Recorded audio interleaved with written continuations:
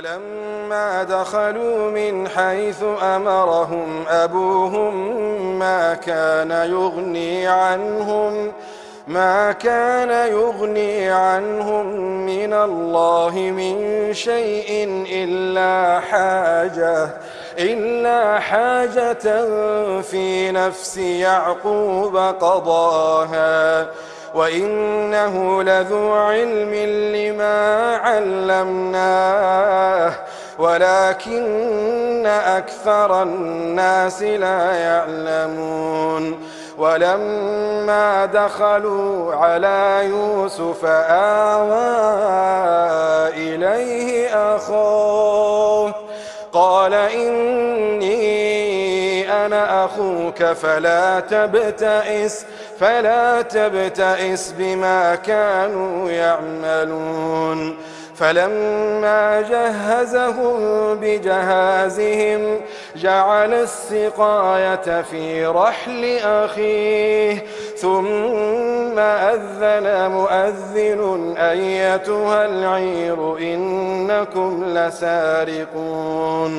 قالوا وأقبلوا عليهم ماذا تفقدون قالوا نفقد صواع الملك ولمن جاء به حمل بعير وأنا به زعيم. قالوا تالله لقد علمتم ما جئنا لنفسد في الأرض وما كنا سارقين. قالوا فما جزاؤه إن كنتم كاذبين. قالوا جزاؤه من وجد في رحله فهو جزاؤه كذلك نجزي الظالمين. فبدأ بأوعيتهم قبل وعاء أخيه ثم استخرجها من وعاء أخيه كذلك كدنا ليوسف ما كان ليأخذ أخاه في دين الملك إلا أن يشاء الله نرفع درجات من نشاء وفوق كل ذي علم عليم. قالوا إن يسرق فقد سرق أخ له من قبل فأسرها يوسف في نفسه ولم يبدها لهم قال أنتم شر مكانا والله أعلم بما تصفون. قالوا يا أيها العزيز إن له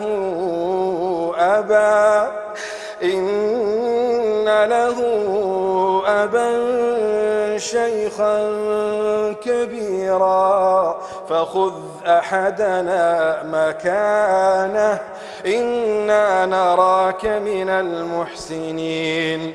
قال معاذ الله أن نأخذ إلا من وجدنا متاعنا عنده إنا إذا لظالمون. فلما استيئسوا منه خلصوا نجيا قال كبيرهم ألم تعلموا أن أباكم قد أخذ عليكم موثقا من الله ومن قبل ما فرطتم في يوسف فلن أبرح الأرض حتى يأذن لي أبي أو يحكم الله لي وهو خير الحاكمين. ارجعوا إلى أبيكم فقولوا يا أبانا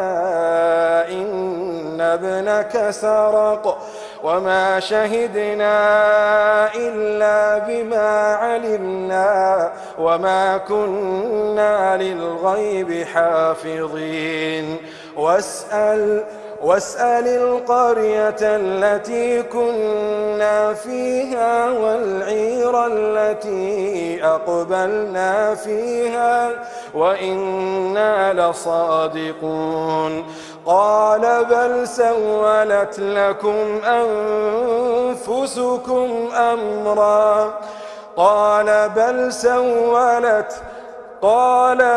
سولت لكم أنفسكم أمرا فصبر جميل عسى الله أن يأتيني بهم جميعا إنه هو العليم الحكيم وتولى عنهم وقال يا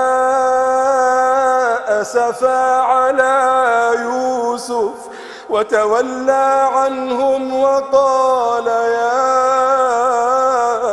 أسفا على يوسف وابيضت عيناه من الحزن فهو كظيم قالوا تالله تفتأ تذكر يوسف حتى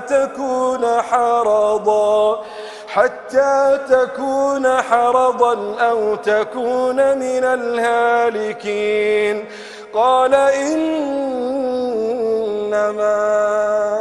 أشكو بثي وحزني إلى الله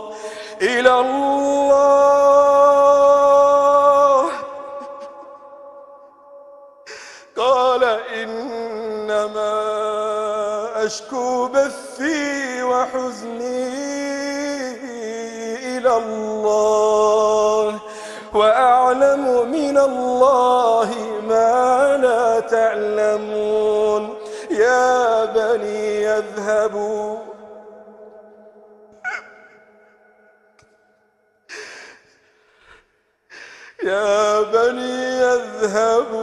فتحسسوا من يوسف وأخيه ولا تيأسوا من روح الله